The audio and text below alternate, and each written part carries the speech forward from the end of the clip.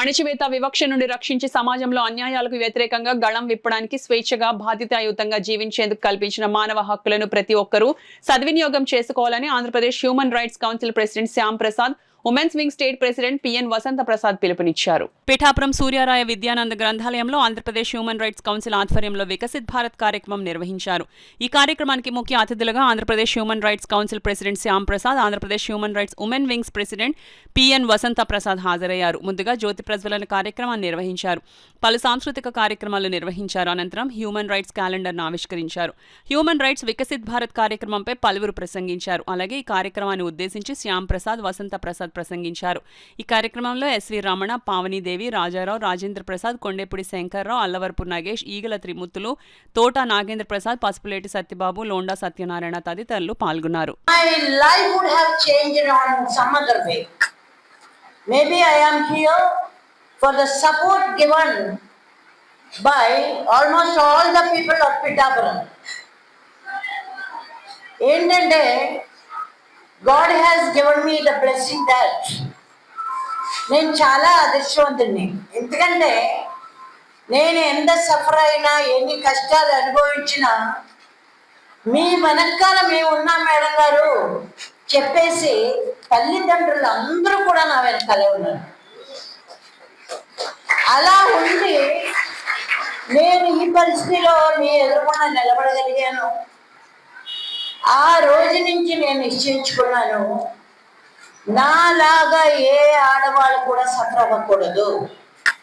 ఎందుకంటే మనం ఎక్కువ సంపాదిస్తాం, మనకి తెలియకుండా, మన రైట్స్ ఏం తెలియకుండా ఇది నేను సంపాదించాను, ఇది నా పేరు మీద ఉండాలనే లోపల మీ కౌంటర్ పార్ట్ అడుగుతారు, నీ పేరు మీద ఉంటే ఏం పోయింది, నా పేరు మీద ఉంటే ఏం పోయింది, నా మీద నీకు నమ్మకం లేదా, మన ఇద్దరిదే ఒకటే కదా అని అయిపోతాం మనం ఫ్లాట్. అప్పుడు మనం ఏం చేస్తాం, ఇప్పుడు కూడా అదే జరుగుతుంది. అందరూ కూడా మన సంపాదన ఉన్నా, మీరందరూ సంపాదించిన మీకు అంటూ మీరు ఏమీ చేసుకోలేకపోతున్నారు. మీది అంటూ ఉంటేనే మీరు రేపన్న రోజులో కష్టాల్లో మీరు నిలబడగలరు అనే విషయం మీకు ఎవరికి తెలియదు. మాట్లాడే హక్కు, ప్రతి వ్యక్తికి స్వేచ్ఛగా గౌరవప్రదంగా జీవించే హక్కు, ఇలాంటి హక్కులతో రూపొందించిన 30 ఆర్టికల్స్తో రూపొందించి 1948 డిసెంబర్ 10వ తారీఖుని ఆ చార్టర్ని ఆమోదించారు. అప్పటి నుంచి కూడా ప్రపంచవ్యాప్తంగా 1948 డిసెంబర్ 10ని అంతర్జాతీయ మానవ హక్కుల దినోత్సవాన్ని జరుపుకుంటున్నాం. మన దేశంలో కూడా ఈ చట్టాన్ని రూపొందించమని చెప్పి భారతదేశం సంతకం చేసింది. కానీ భారతదేశం అంతర్జాతీయ ఉడంబడిక చట్టంలో సంతకం చేసింది కానీ చట్టాలు రూపొందించలేదు. ఎందుకంటే మనకు అప్పటికే ఒక పటిష్టమైన రాజ్యాంగాన్ని అంబేద్కర్ గారు ప్రసాదించారు.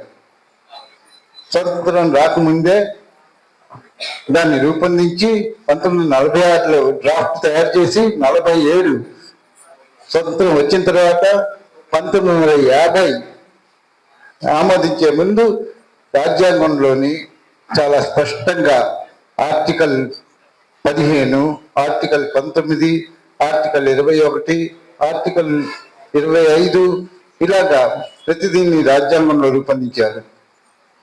ఆర్టికల్ 15 ప్రకారం ఏంటంటే మనకి బాల కార్మిక వ్యవస్థని నిర్మూలించాలని చెప్పి, ఆర్టికల్ 19 ప్రకారం స్వేచ్ఛగా మాట్లాడే హక్కు. చాలా దేశాల్లో ఇప్పటికి కూడా స్వేచ్ఛగా మాట్లాడడానికి అవకాశం లేదు. స్వేచ్ఛగా మాట్లాడితే ఏం చేస్తారు, మన అభిప్రాయాన్ని వ్యక్తం చేయడానికి కూడా అవకాశం లేని దేశాలు చాలా ఉన్నాయి. కానీ మన దేశంలో, భారతదేశంలో ప్రజాస్వామ్యం పరిపుష్టిగా రూపొందించడానికి ఆనాటి మహనీయులు వాళ్ళు రూపొందించిన చట్టాలు ఇవన్నీ కూడా ఇదొచ్చింది.